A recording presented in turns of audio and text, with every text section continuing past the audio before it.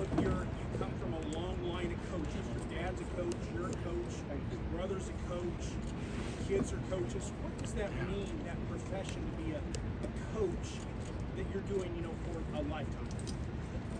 I feel very blessed. Two uncles who were coaches too. Every time I watched the movie, my cousin Vinny and Marissa Torme starts talking about her dad was a mechanic, her two uncles were a mechanic, her brothers are a mechanic, her other brother's a mechanic. I mean, that's the image I always, you know, it resonates with me. Thanks, Coach. Why isn't JJ here? We traditionally bring the guys that are fourth or fifth year players, and believe me, every guy back in Ann Arbor knows exactly why the three guys, Mike Sanders still, Chris Jenkins, and Blake Corum are here. They are walking, talking infomercials for what a football player, you know, should be, what a Michigan football player, what we think of it. They're great. Now there's none better than those three for sure, and we have probably 30 some, you know, right there with them, still back in Ann Arbor, and I can promise you that all the guys back in Ann Arbor are proud of those three that are here today. I know it's silly, but she's like one of two returning quarterbacks. It's kind of like a status thing. Did you have to have a conversation with him about it, about why he wasn't? Jim, are you expecting to coach the first 4 games of this? Well, you've been here all day. I mean, I think you understand that I can't comment on any aspect of that situation. Can you comment on what the experience has been like going through this? Can't comment on any aspect of it. And I always treat everything like a football game. And every time, you know, win or lose, I mean, I come to this podium or this stage since 1982. I can go back and been on this stage. Sure, I'm as a football player, football coach, yeah, lay it all out there. But this is one of those situations where I cannot do that. How do you prepare your team that won't be able to? What happens then? Just again, no matter how you frame the question, I mean, I can't. Not at liberty, Who's the head coach? unable to talk about any aspect. Jim, last year you would just describe. You didn't mention their names, Mason Graham and Kenneth Grant, as being gifts from the football guys. Is there any? And I'm with you too. I hope you know that. I'm with you. I understand. I'm with you. We've never been with each other before, but I am with you. Are there any freshmen that you feel could have that same type of, not necessarily the same capability, but similar capability as Mason Graham, Kenneth Grant, guys that really impressed you in year one? The same. That's maybe. I know I described them as the two as gifts from the football gods. Are we referencing back to that? Yeah. It's a really good class. Mid-year guys, the guys that just came in as well. I mean, it's a lot of fun. They're going through some of the growth of being a freshman. The unbelievable cool thing is, yeah, as we sit here July 27, 2023, it's people call it attitude, people call it culture. You know, where the team at, it's in the best place it's been in, you know, since I arrived in 2015. Many people have poured into that, right? So going back to 2015, the great Michigan men have poured into to that, to the point of now it's a walk in the park as a coach, to where I go, just watch Blake. Really study him, then emulate him, copy him, and then go see if you can make him proud of you. Watch Chris Jenkins. Really study him, and then go see if you can make him proud of you. And 30 other guys that's what we're able to do because many of them studied Aiden Hutchins, or Jake Butt. It's been a long line. Coach Cade McNamara, what did he Cultural momentum. Cade McNamara, what did he mean to your program just during his time here, and to beat Ohio State for the first time in 10 years to win a Big Ten title? Just talk about his impact on your football program. Huge, huge. Yeah, there's a great love for Cade. Pulling hard for Cade, praying for Cade, and it tells me he's in a great place, and things are going great for him. And there with Eric All, that another favored, another beloved son.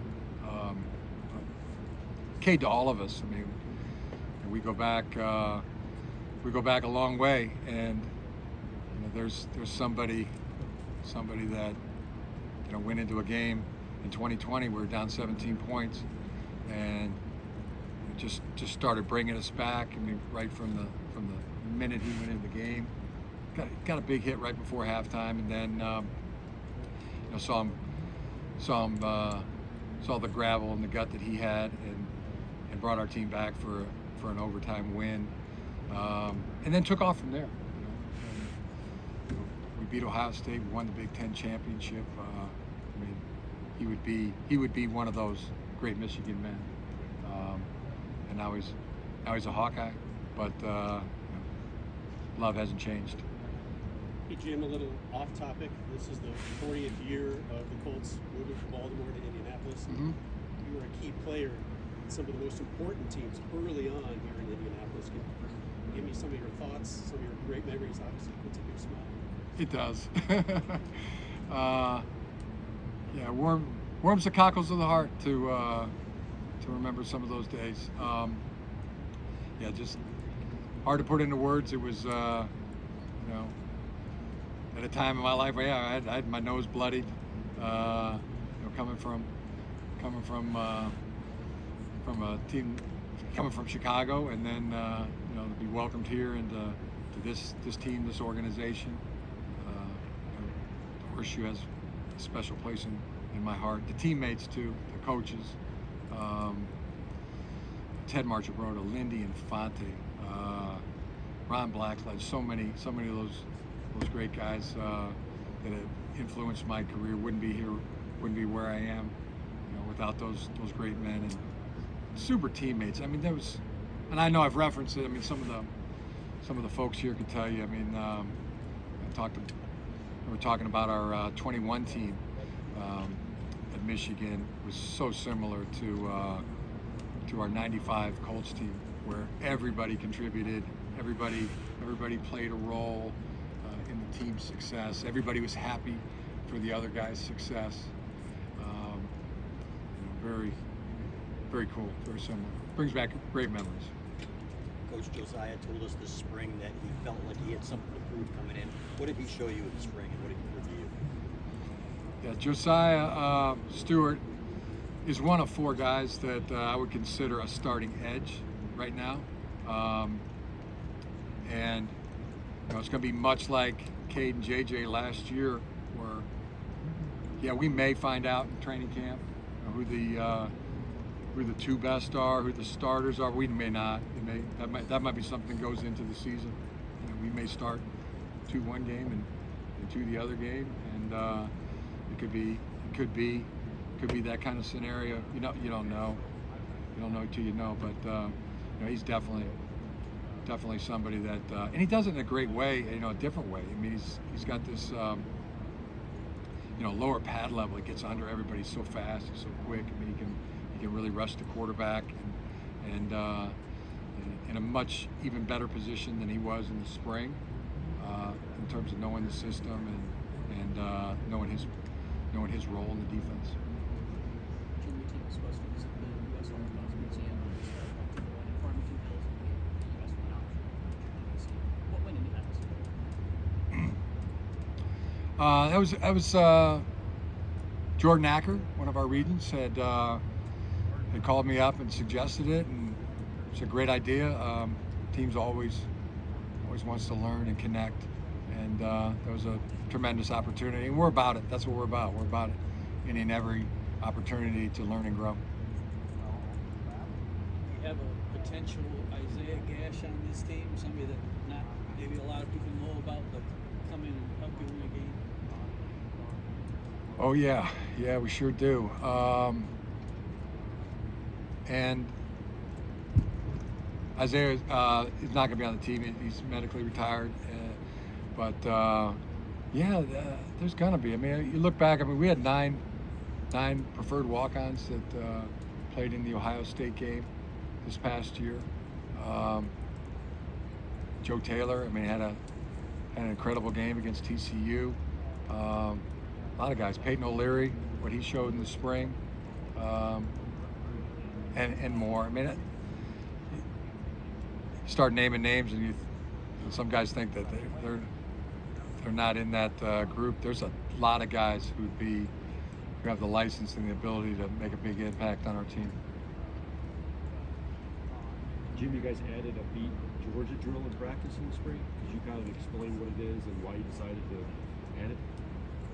Yeah, I mean, kind of like our good friend Ric Flair. I mean, if you want to be the man, you got to beat the man. And wanted to emphasize it. Can you give us a woo? Ric Flair woo? That's one thing I wish I was better at. I wish I was better at that. There's only one person that can give a woo. Jim, when you transfers Henderson taking the quarterback competition into the start of the season, what those game situations I didn't hear the first part of the question. what did you gain from taking the quarterback competition into the start of the regular season last year, getting actual game data, I guess, I think you just said it all right there. That's what it was. It was just too close to call in the practice environment. And there's no question how practice predicts game performance, but nothing predicts game performance like game performance. And I just felt the fairest thing to do was it needed to go into overtime into the season.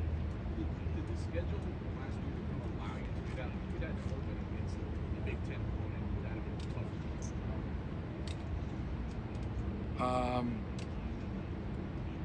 No, I don't think so. I mean, it's just what it required, and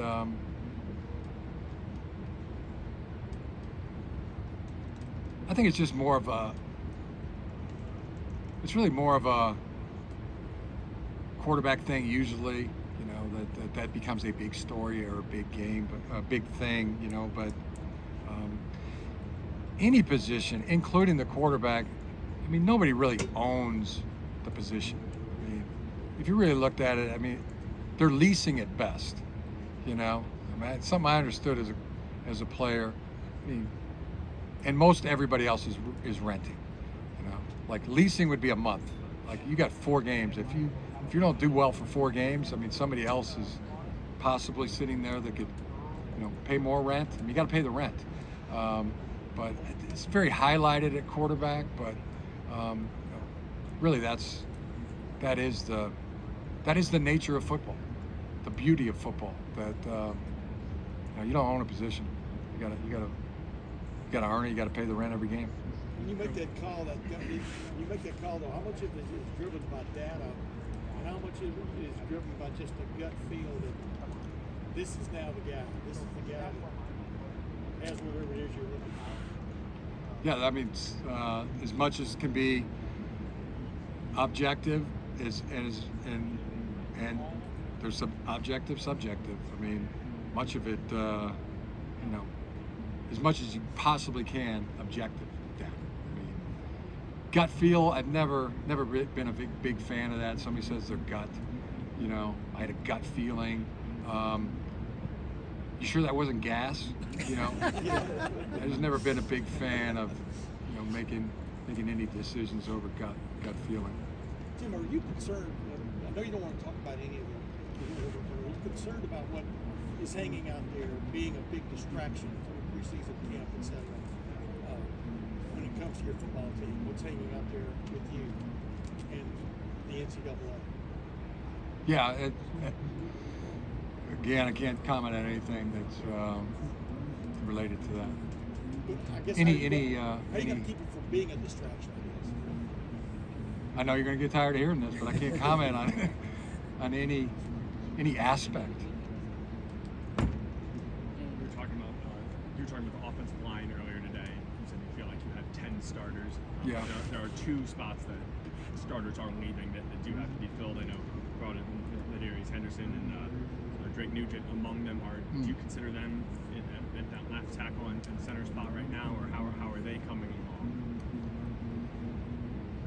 Yeah, center. I think you have 2 starting centers. You have Drake, and you have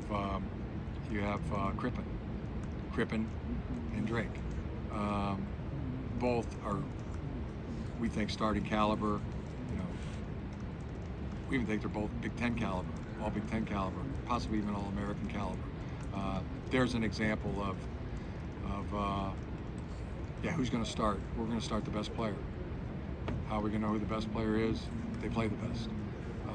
I see that at tackle too. Barnhart, Trente, Miles Hinton, and Ladarius. There's 4. 4 starting tackles. You know a starting tackle when you see one, and but that's also going to have to play out. In 2018 and 19, Brenda Tracy spoke to you about sexual misconduct, sort of education campaign. What was the decision to not bring her back after COVID, and is there a plan to bring her back? There was never any decision not to bring her back. She came back. She was an honorary captain after she spoke to our team. Since 2020. Yeah, I'm a big fan. Big fan of Brenda. She's impacted not only our team, then went to my brother's team. Been to a lot of teams, and I could probably give you the whole. We have a long list of people to talk to our team pretty much daily during training camp. And we're looking to learn and grow at any possibility, any and every opportunity. Jim, after what happened at the end of the Michigan State game last year, do you have any concerns that rivalry has gotten too nasty, and is there anything that either program could do about that? Yeah, the goal is mutual respect, tremendous competition, and that's what we're striving for. Do you have that for Michigan State right now? Yes, we have that for Michigan State. Do you feel A mutual respect and it is great competition. Do you feel that's reciprocated? That's unknowable for me to know that. Have you spoken with Mel Tucker since the incident? No. Jim, I think you used the phrase cultural momentum. Yeah. When you're coming off 2 years where you're Big Ten champs, you made the playoff 2 straight years, is it any different at all, motivating or pushing a team in a season like this as opposed to a couple years ago when you didn't have this level of evidence of success? What is it any different in year 3 when you've been so successful the past 2 years? I would just in the conversations that I have with the players, where I used to tell them a message, say, for example, they will tell that message to me now. Coach, it doesn't matter what we did last year. It doesn't matter what we did the last 2 years. Now we're doing it again. And the only time that matters is now. That would be my evidence. What do you think are the biggest things that have been different in the last 2 years that have allowed you guys to beat Ohio State and get to the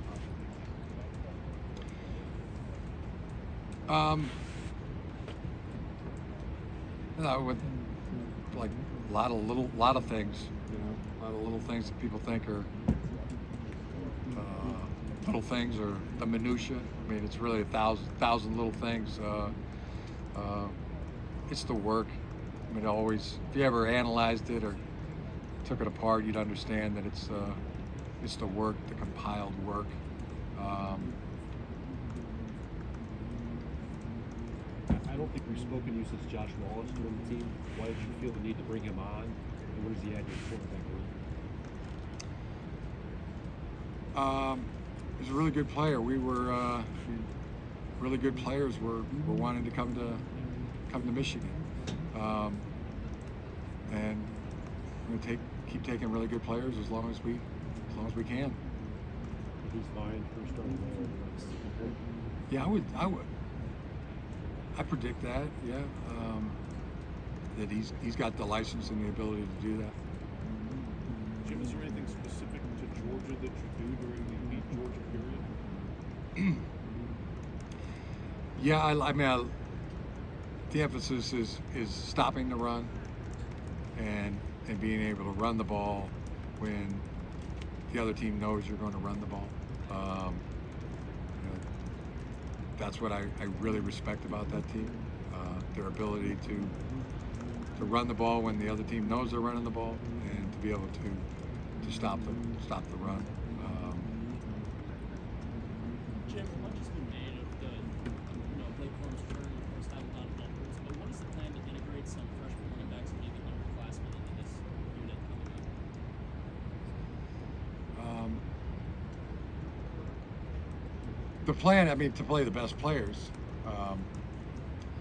I think the real challenge, and it's a great challenge to have, is the amount of playmakers that we have on offense at the skill positions, and really just dictate that we have got to get the ball to Blake so many times a game. We got to get it to Donovan, that pretty much that same amount that Blake does. There'll be a third running back that'll be designated touches per game. The three wide receivers, equal reps, equal targets for those three and touches, and the tight ends. And there's four of them, especially the top two guys, and to be able to spread that out, it's got to help to be able to. How hard that would be to defense is a thought I have in my head. Like day would follow night, that would be. You would expect that if we can spread that out, where everybody eats, everybody touches the ball, and we can come back on a Sunday and look at that game tape from Saturday and go targets, hit the targets, hit the targets, hit the targets, hit the targets, hit the targets, and then be able to see that on those targets went all over the field, horizontally, vertically, and everybody was able to contribute, and possibly they didn't know where the ball was going at any one time. That's a challenge for our coaches, for us coaches to be able to utilize the talent that we have on the offensive side of the ball, especially at the skill positions. Have you had a team like this with that kind of positional depth across the skill positions? I mean, all that's to be determined, right? I mean, but my honest answer, no, I don't think so. And I don't think I'm wrong. I think they're that talented. You, Jim, how has it benefited you as a coach when you delegated some of the play calling on offense a couple years ago? Pardon me? How has it helped the program over the last couple years when you decided to delegate some of the play calling on offense to the coordinator? How has that helped you as a coach, the program over there? Yeah, it's been a real joy to have such a tremendous coaching staff. The defensive coaches, the offensive coaches, the special teams coaches. I'm thrilled with the coaching staff, and they're just so good.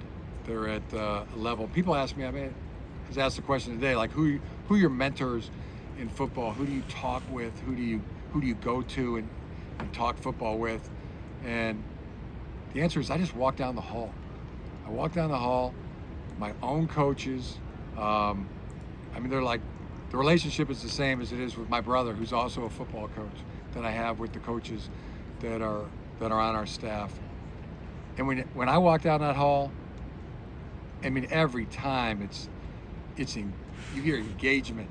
There's not people in their offices just with the doors closed.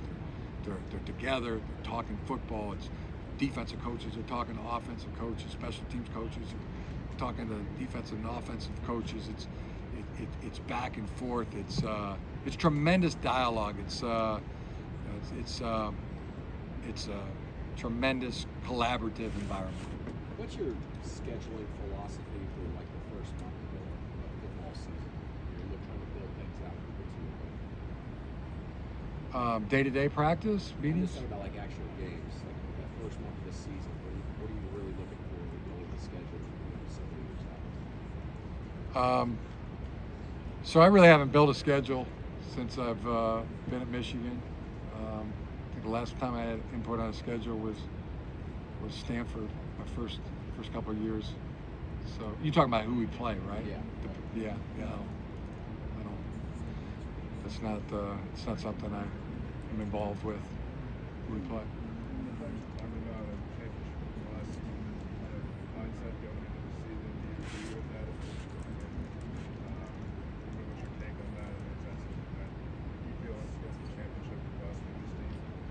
No, I don't. Champion bust. What does that mean? That doesn't mean anything to me. That's not real. Same as we always are. The way we go into every year.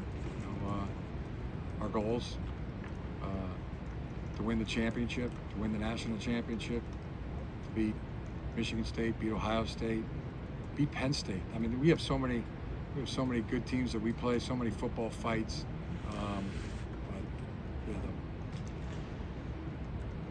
And I haven't heard one football player say championship or bust. I know I've heard that media-driven,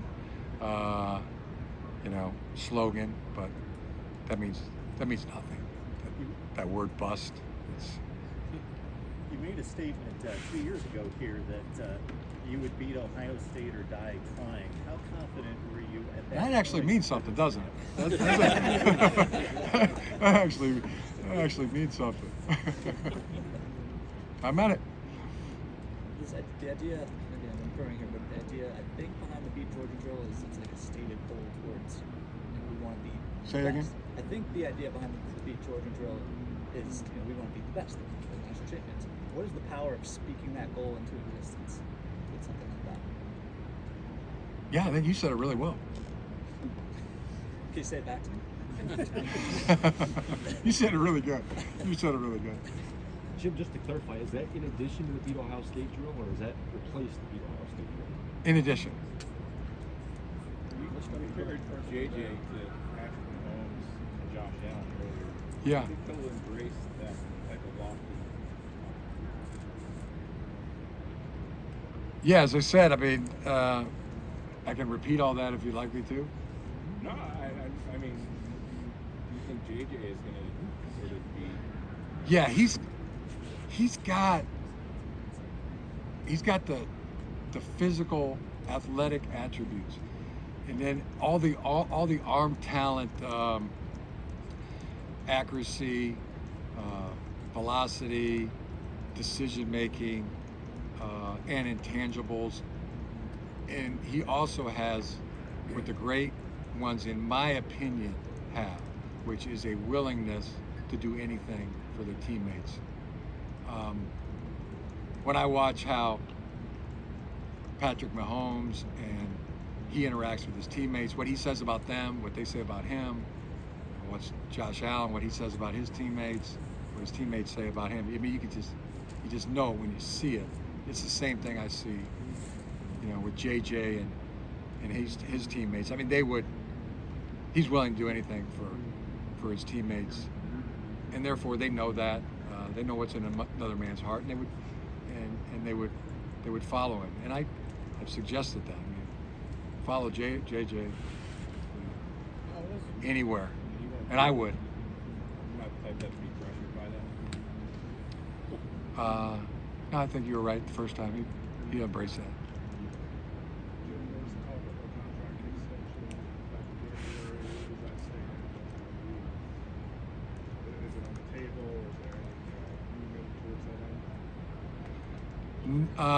That's one I let lawyers talk about that one. It's not my realm. Keep me in the realm where what I know, which is football. The way you talked about JJ today, both of the spots, how is, whether it's the intangible part of it or the actual talent on field production, maybe impacted the way you evaluate quarterbacks and the recruiting trail and what you're looking for?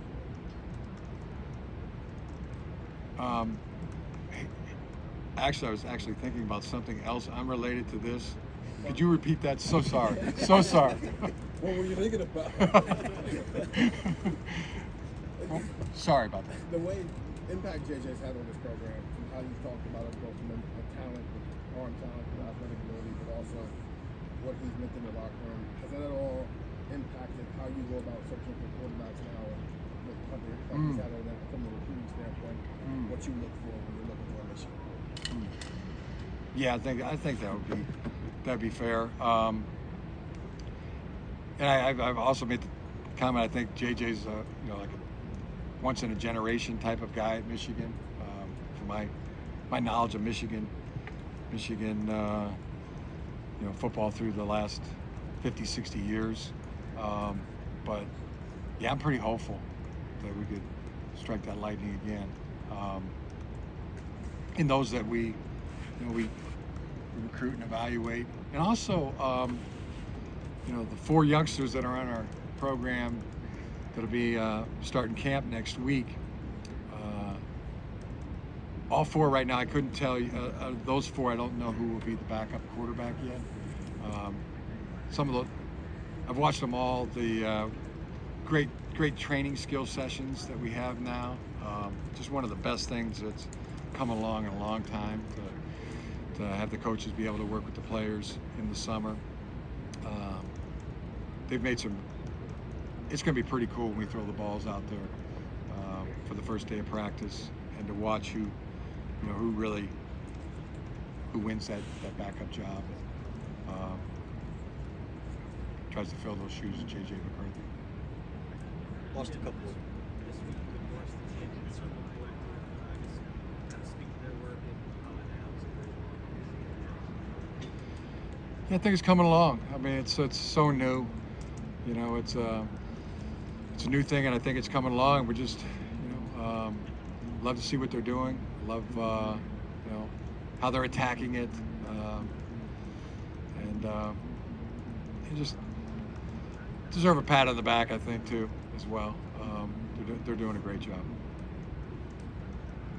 Lost a couple great kickers to the NFL. Can you just talk about the guys that are coming in and how you feel about that? Yeah. Yeah, I was interested. Somebody else asked me earlier, I mean, what do I tell a kicker, when they miss a big kick? And I'm gonna have to remember that. It's been that long, since I had to say something to a kicker after he missed a big kick, or somebody that shaked the punt. We've been so blessed, and with that, I'm really excited about the opportunity that our new kickers have.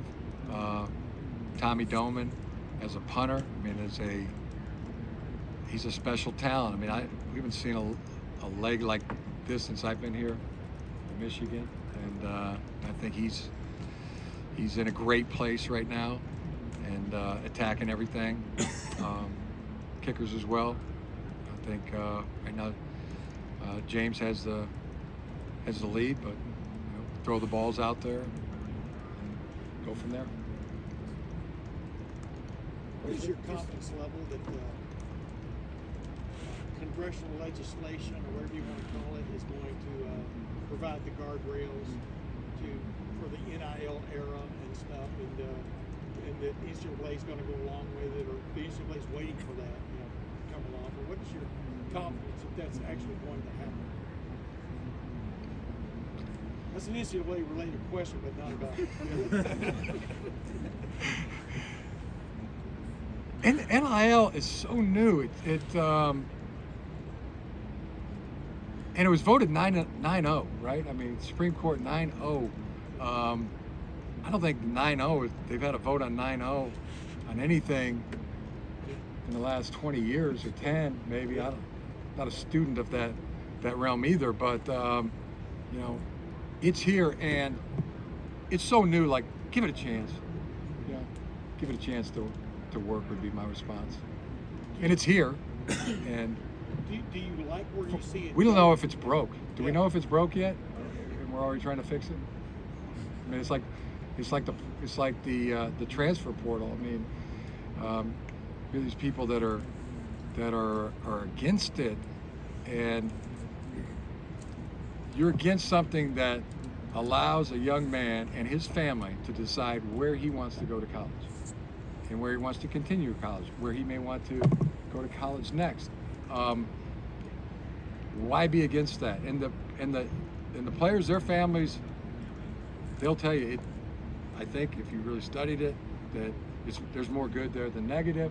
So the question is, what is driving we don't like the portal. We don't like players and their families getting to choose where they get to go to school. Who's opposed to that, and why are they opposed to that? Give that a chance. Got time for 2 questions. What has the program's recent success done to your day-to-day mood? Pardon? How has the program's recent success affected your day-to-day mood? Well, it's affected it well. It's affected it very well. Are you recruiting Ohio more, putting more resources into that this year, or is it just are you just having more successes? Trying to put more resources into it, or is it just a seem like it because you've got some of that? Yeah, I would probably answer both. Both are factoring. Better response, therefore, we're, more people meeting us halfway, and it's been very good. Jim, we know what you're not speaking about. Have you been given any timeline as to when you might be able to talk about this? I can't talk about any aspect. All right, guys. That was 3. Appreciate it. Thank you.